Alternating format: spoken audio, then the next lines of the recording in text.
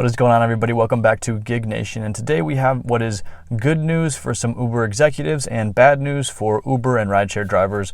Uber looks to be planning on releasing Uber loans. That's right, Uber has been kind of sending out some surveys to drivers, testing what loan amounts they would like to take from Uber, and it looks like they're going to be packaging these loans as small business loans, but with the size of these loans and the interest rates that they will probably offer, it looks like they're going to be more similar to payday loans. So we're going to take a look at why exactly this is going to be one of the most sophisticated debt traps out there. Uber is kind of adding to their arsenal. They already have what amounts to be a debt trap by getting a lot of drivers to purchase new cars to drive through Uber, even lease those cars through Uber, and then consistently cutting wages so that it becomes harder and harder to pay off those cars, and now packaging loans for those drivers, to help them make their car payments, house payments, just buy food and groceries for their families, has really created one of the most sophisticated three-part debt traps that I've ever seen. So if you're not familiar with the term debt trap, essentially what it means is that you find yourself in a situation where you've taken out debt and it is so difficult or maybe just impossible to pay off that debt, and this is because of high interest rates. So we've actually seen a couple of different events that have kind of come into play and allowed for Uber to be in a situation where they can actually offer loans at high interest rates, and why this is really bad for Uber drivers and consumers in general. So in the past couple of years, the Trump administration actually rolled back a bunch of legislation that was protecting consumers from payday loans, and it really made it easier for payday loan companies to target consumers to offer them small loans for cash advances, payday loans, whatever it may be, at high interest rates. And this has really led to a boom in the industry. A lot of companies are now going online offering payday loans, and a bunch of companies have recently released apps for these payday loans. A bunch of apps out there, such as the Earnin app, which if you've spent any time on YouTube, you've probably seen an ad for, and also the Dave app. Now, these apps have some pretty notable investors.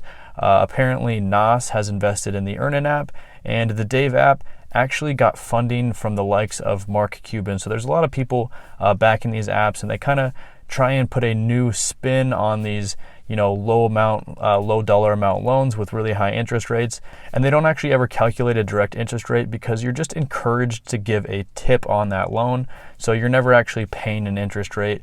You're just put into a situation where to get that money and continue to get that money, you have to tip through the app, or you're not really going to get access to this funding. And on paper, it looks a lot like a payday loan. There's been a ton of controversy surrounding these apps, especially the Earnin app. It actually has quite a few complaints with the Better Business Bureau, and its structure is very similar to what you would see from a payday loan company. All they really ask for is proof that you're employed and a bank account number, and that's it. They will literally just give you $100 cash. They will put that money deposited into your account, and then about a week later, they're going to automatically withdraw that money right back from your account.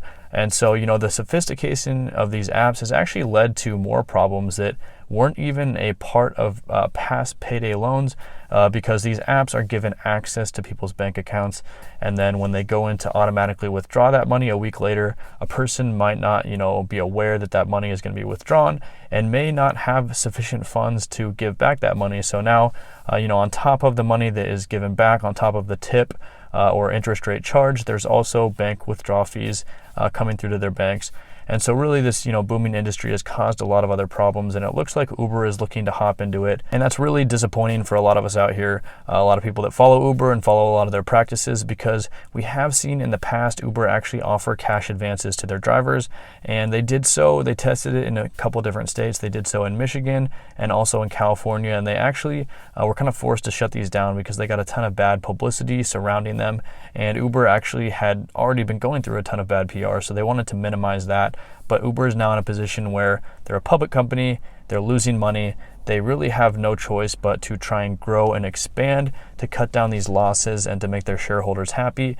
And so what better way to do that than to take advantage of the drivers that are already out there and have already proven that Uber is able to take advantage of, consistently time after time. Now, as I mentioned, the wording around these new payday loans is not actually going to be a payday loan or a cash advance. Uber is going to package them as small business loans, and they're really doing so to paint that picture that they're constantly painting of you're an independent contractor, you're your own boss, you have this flexibility to grow your business, pursue whatever other entrepreneurial activities you may do. And Uber is really honestly kind of just preying on that. And Uber has found that they can really easily manipulate this market and offer packages, offer services, offer, work for people that may look like it facilitates this sort of dream of the side hustle and the entrepreneurial business, when at the end of the day, if you dig a little bit deeper, it's actually quite predatory. And so this is becoming a very sophisticated debt trap, because not only is Uber, creating work for independent contractors and not labeling them as full-time employees, and then, cutting those wages so that people are in a position where it becomes harder and harder to generate the income that they were generating in the past. With Uber, they're also offering vehicles and leasing terms to people who want to start driving for Uber. So, you need to have a new enough car to drive for Uber. If you don't have one, Uber can help you get one, help you lease one out with leasing terms.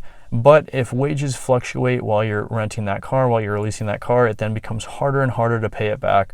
So by offering these loans, by offering these, so-called business loans, it just provides another way for their employees, for their independent contractors, I should say, to access that capital that they need to continue pursuing this dream.